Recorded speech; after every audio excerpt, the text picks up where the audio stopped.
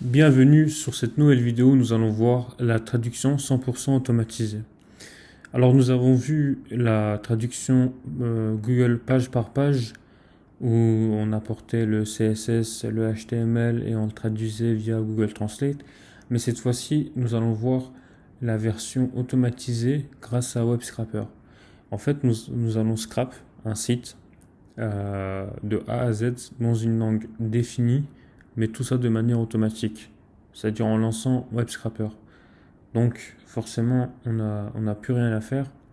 Quand c'était un site de 6 pages, comme le site que je vous avais montré sur les poils à granules, là ça allait, parce que à la main c'est faisable, 6 pages.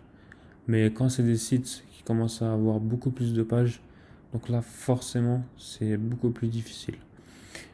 Cette méthode-là, elle est vraiment très puissante, elle est gratuite et elle exploite justement l'API Google qui est mise à disposition gratuitement sur chaque site. Quand vous faites clic droit, comme sur la vidéo Google page par page, vous avez l'option Translate to je ne sais quelle langue. Ici, ça va être de l'italien par exemple sur l'exemple que je vais vous montrer. Donc, c'est la même idée. On va traduire avec cette option-là. On va faire notre script Web Scraper que je vais vous expliquer. Je voudrais faire une petite précision. Le script que je vous montre sur Web Scraper, bien sûr, il va changer de site en site. C'est-à-dire qu'il y a certaines classes CSS qui vont changer, certains éléments qui vont changer. Donc, faut faire très attention à ça, sinon vous ne pourrez pas scrap votre site. Mais en tout cas, vous aurez grosso modo le même script. Vous mettrez aussi le même nombre de scrolls. Vous verrez quand je ferai le script. Donc voilà. Si vous faites les modifications nécessaires, si vous apportez les modifications nécessaires, là je vous le montre pour un cas précis, mais quand ça va être votre cas, bien sûr, il faut avoir une certaine réflexion et changer quelques éléments. Tout se déroulera à merveille. Donc sans plus attendre, on peut passer à la traduction. Alors c'est une vidéo que j'ai réalisée avant et que je vais vous expliquer au fur et à mesure que je lance et que je regarde la vidéo. Donc on peut lancer la vidéo. Donc là je suis en train de chercher un site et on prend le site comopador.net qui est un site espagnol et que nous allons traduire en italien. Donc là je fais une petite recherche sur CMrush pour voir les visites, pour vous montrer tout ça. Donc le site a 2300 visites pour 310 domaines référents et on peut voir que la courbe permanente est en constante évolution. Donc là on va sur notre site. Donc voilà, on peut voir que c'est un site d'affiliation. On fait le robot TXT pour choper la sitemap. Là on prend la sitemap qu'on aura besoin bien sûr pour pouvoir justement scrap. Donc là on ouvre notre web scraper et là je supprime mon ancien scrap qui ne me serait pas utile. Donc là on fait create sitemap et on met justement la sitemap ici et on renomme notre script. Donc là la première chose à faire c'est de prendre la sitemap link, c'est-à-dire la sitemap qui nous est affichée où il y a 57 URL. En fait, cette sitemap, justement, quand on la prend, ça va permettre à notre scrapper de parcourir tous ces URL là pour pouvoir les scrap un par un. Donc là, on ajoute encore à nouveau un sélecteur. Cette fois-ci, on ajoute un sélecteur element et on le renomme HTML. On le renomme HTML, voilà, avec les crochets ouverts. Et on fait langue qui est très très important, égale IT. Voilà. IT, je ferme le crochet et on le traduit en italien. Alors là, je vous explique très rapidement. En fait, quand on le traduit en italien, vous avez plusieurs options.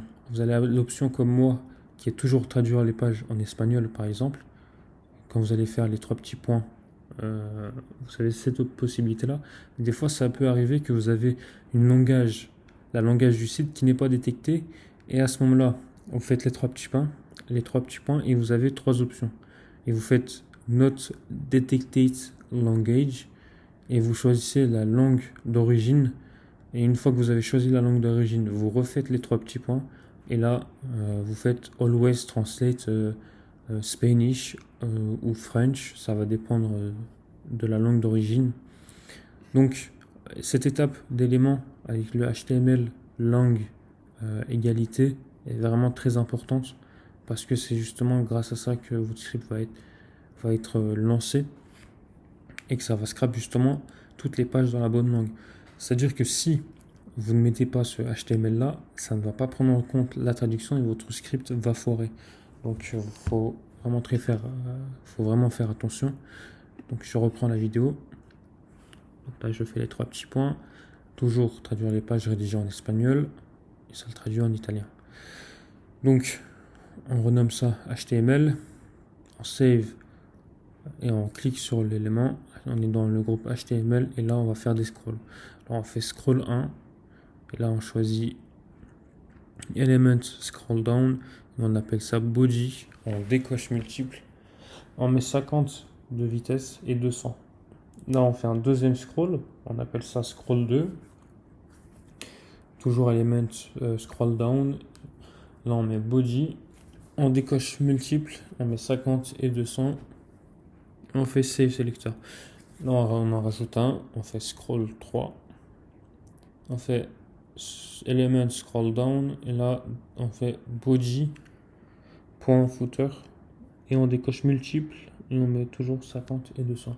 Donc là on rajoute un quatrième scroll. En fait les scrolls permettent justement de scroller plusieurs fois pour bien charger la traduction de la page. Parce que ça se peut que si la page est longue, la traduction n'a pas été prise en compte sur le bas de la page. Donc le fait de scroll, ça va permettre justement de traduire l'entièreté de la page. Donc là, je suis dans le scroll 1, j'ai cliqué dans le scroll 1 et là je récupère justement le titre.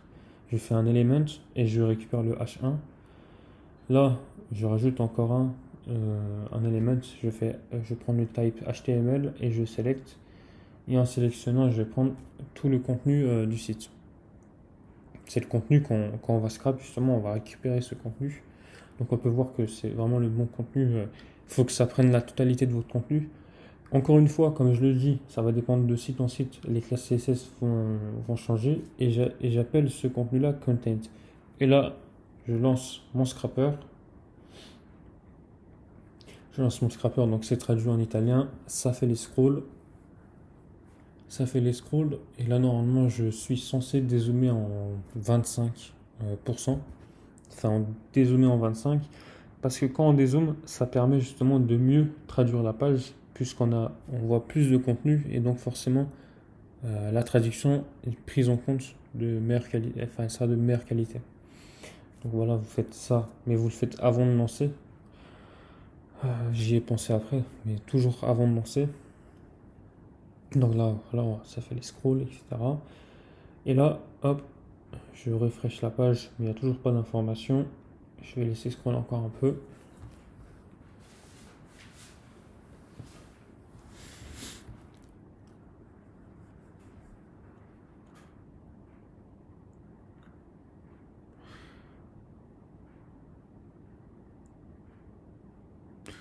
Donc voilà, j'attends. Et là, hop, j'ai fait une petite coupure, je fais refresh, et là, on voit bien le contenu. Le contenu a été traduit en italien, le titre a été traduit, et voilà, nos informations ont été récupérées, c'est parfait. Donc, peu importe le site, peu importe la page, il faut qu'elle soit toujours traduite. Et peu importe la destination aussi. Donc, vous faites très attention à cette étape-là. Et vous choisissez aussi la bonne langue de destination. Quand vous faites votre script, vous n'oubliez pas le HTML, crochet, lang, IT ou peu importe, et on ferme le crochet. Ensuite, on ajoute nos différents scrolls. Et là, on reclique sur le scroll 1. On fait bien attention dans le scroll 1 et là on met justement le titre et le contenu. Ça, comme je l'ai dit encore une fois, ça dépend de site en site. C'est à vous d'adapter selon les sites, mais la forme, on va dire, reste la même. Il y aura toujours HTML, le HTML lang. Dans le HTML lang, il y aura toujours les scrolls et dans le scroll 1, il y aura toujours vos contenus. C'est là que vous mettrez vos titres, vos contenus ou même vos catégories, peu importe. Donc voilà. Et si vous voulez traduire des sites d'e-commerce, c'est à vous d'adapter aussi. Je pense pas que j'ai d'autres choses à rajouter. Encore une fois, comme je le dis, faites très attention que ça soit bien traduit, bien nickel. Vous dézoomez en 25. Ça scrolle une fois, deux fois, trois fois, quatre fois. Et le scroll permet justement de rendre tout ça de meilleure qualité. Et voilà. Ce que je peux rajouter, c'est que même en bidouille, on peut vraiment aller prendre des milliards à Google. C'est-à-dire que là, cette technique-là, juste pour vous donner une idée, on utilise l'API Google qui coûte à peu près 20 dollars pour 1 million de caractères. 1 million de caractères, c'est environ, je dirais, deux sites de 200 pages avec environ 450 mots, plus le HTML, c'est-à-dire que vous repayez le HTML derrière quand vous traduisez. Donc juste avec cette méthode-là, en gros, pour faire simple, un site de 100 pages coûte facilement 10 euros quand vous payez l'API plus le HTML, enfin même plus que 10 euros avec le HTML, et là vous avez ça gratuitement. Donc allez chercher l'échelle. Quand vous allez chercher l'échelle, ça fait des millions d'euros. Ne restez pas bloqué sur un site. Vraiment, traduisez tout et n'importe quoi dans tous les pays. Faites les ratios, etc. Et tout ira bien. Et j'espère que cette vidéo vous aura plu, vous a plu. Et bon courage pour la suite.